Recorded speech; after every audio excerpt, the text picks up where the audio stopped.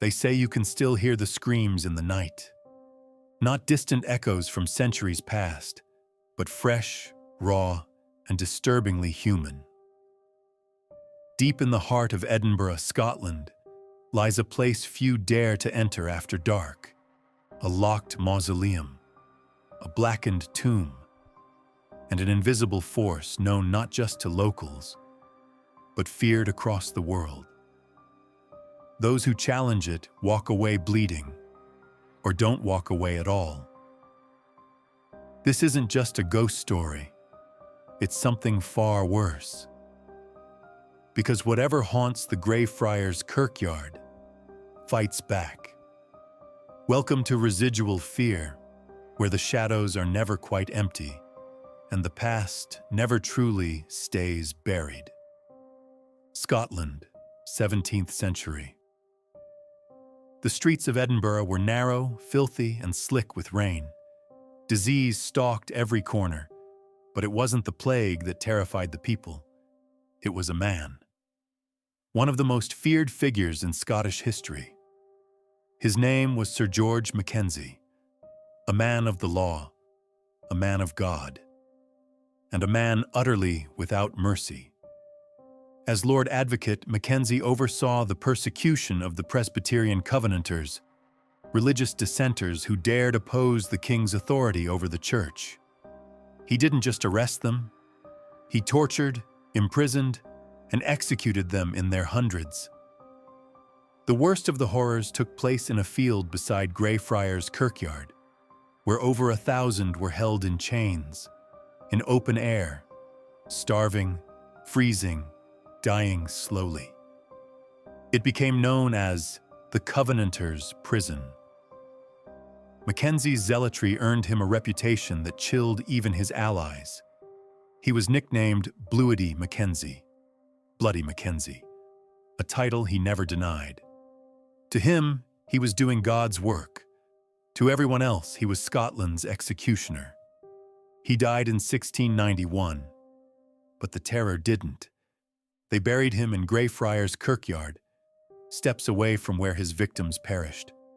They sealed him in a grand, domed mausoleum, a cold stone prison to contain the monster in death. But something didn't stay buried. Centuries later, the screams returned. In 1998, nearly 3 centuries after Mackenzie's death, the Kirkyard was quiet again. The tourists came during the day. Locals passed by with unease, but the graveyard was mostly still. Until one cold night, when a homeless man, seeking shelter from the bitter wind, forced open the doors of Mackenzie's tomb. He shouldn't have done that.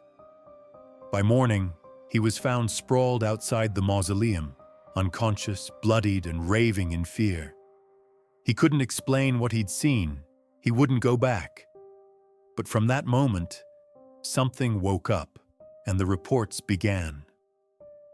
Visitors to Greyfriars Kirkyard, particularly those who entered the nearby Covenanters' prison, now gated and opened only to guided tours, began experiencing disturbing phenomena. Sudden drops in temperature, the feeling of being watched, pressure on the chest, panic attacks, nausea, burns, scratches, and then came the physical attacks. Tour guides reported dozens of incidents where guests would collapse mid-tour or scream in sudden pain. Red marks would appear, scratches, bruises, even bite marks, on skin that had not been touched. One guide, Jan Andrew Henderson, began documenting the cases. What he found was chilling. Over 500 documented incidents. 200 people fainted. Hundreds left bleeding. All while inside the prison or near Mackenzie's tomb. Some were hardened skeptics. Scientists, police officers, even clergy. Many refused to speak publicly about what they experienced. Others went public, unable to explain the invisible force that had gripped them. One young woman collapsed, and had to be carried out. When she returned home, her back was covered in livid scratches, as if clawed by something furious. Another visitor, an older man from Canada, was thrown against a wall by something unseen. He left the tour and never spoke about it again.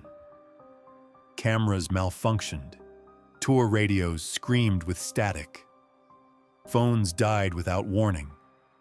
And always, the same oppressive feeling. Like someone was behind you, watching, waiting. But the most terrifying accounts came from those who lingered, who stared too long at the locked doors of Mackenzie's tomb. A few dared to touch it. Fewer still knocked. They didn't like what knocked back. In 2004, an exorcist was brought in. Not once, twice. Reverend Colin Grant entered the mausoleum and the prison yard. He reportedly collapsed during the ritual. Days later, he died suddenly of a heart attack. He was 58. His family blamed the Kirkyard. But what really happened in that tomb? And why does the poltergeist act not like a whispering spirit, but something alive and violent? Could it really be Mackenzie? Or is it something else entirely? Theories about the Mackenzie poltergeist range from rational to unthinkable. Skeptics argue the power of suggestion plays a huge role.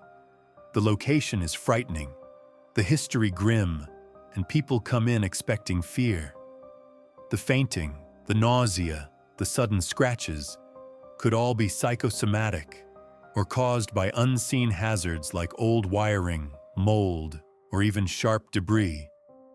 But this doesn't explain the sheer volume of cases, or the photos, or the burn marks, or why multiple medical professionals, having seen the wounds firsthand, admitted they had no clear source.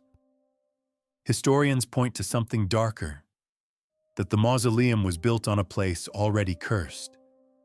Greyfriars sits on ancient land, older than the city itself. There are rumors of pagan rituals once held there, rituals buried by time and church decree. Did Mackenzie's spirit awaken something that predates even him?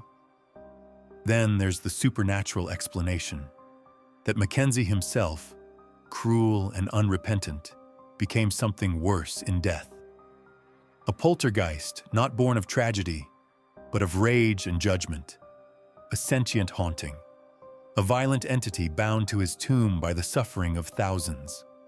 One researcher called it a feedback loop of trauma, where the pain inflicted by Mackenzie became embedded in the earth itself and now lashes out at anyone who comes too close. What's certain is this: the area around the Black Mausoleum remains one of the most active paranormal hotspots in the world. It is now padlocked and chained. Entry is only granted via the City of the Dead tour, and only with explicit waivers. Even then, people still leave clawed, bruised, screaming. The graveyard itself remains open, and many who pass by never feel a thing. But those who do, they never forget it. The air changes.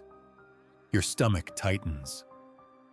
The silence grows heavy, and then a whisper, a touch, a burn, and you realize you're not alone. What really happened that night in 1998? What was unleashed? Perhaps the true horror isn't that Mackenzie's ghost returned, but that something else took his place. Something older.